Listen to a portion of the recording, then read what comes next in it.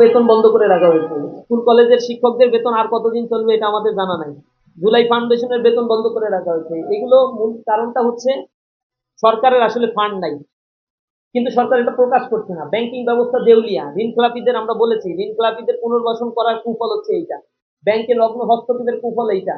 Bank resolution অধ্যাদেশ তারা amendment যেটা করেছে, সেই অ্যামেন্ডমেন্টের ফলে যে ক্ষোভের সৃষ্টি হয়েছে আইএমএফ থেকে শুরু করে আন্তর্জাতিক দাতা সংস্থাগুলো, তার প্রতিফলন এখন ঘটা শুরু হয়েছে এবং জনগণের মধ্যে একটি তীব্র ক্ষোভ বিরাজ করছে। ব্যাংকিং খাত, ক্যাপিটাল মার্কেট, স্টক মার্কেটের অবস্থা খুব বেশি ইমপ্রুভ আমরা দেখতে পাচ্ছি না।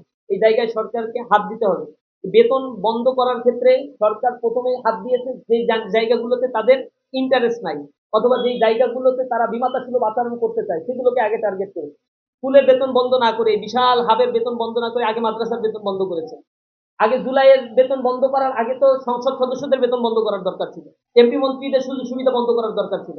ওইটা না করে প্রান্তিক এলাকার এই কয়েক কোটি টাকা বন্ধ করে দিয়ে তারা কি বার্তা আসলে দিতে চায়? এটা খুব বেশি ভালো কিছু বয়ে নিয়ে আসবে না।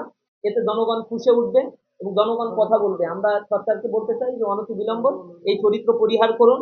সর্বপ্রথম যদি কারো বেতন বন্ধ করার দরকার হয়, সর্বপ্রথম মন্ত্রীদের বেতন বন্ধ করা উচিত। দ্বিতীয়, যাদের বেতন বন্ধ করা উচিত, এমপিদের বেতন বন্ধ করা উচিত। এরপরে সচিব উপর থেকে বেতন বন্ধ করবেন। যারা স্বাবলম্বী, যাদের 10 মাসের বেতন বন্ধ করলেও ঠিকঠাক মতো চলতে পারবে, এদের এর আগে বেতন বন্ধ করা উচিত।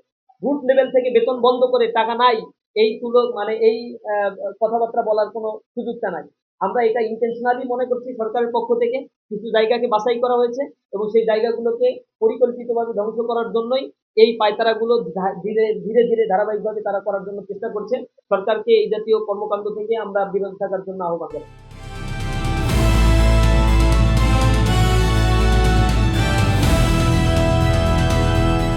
দিনাজপুর টিভি, মানুষের জীবনের কথা বলে।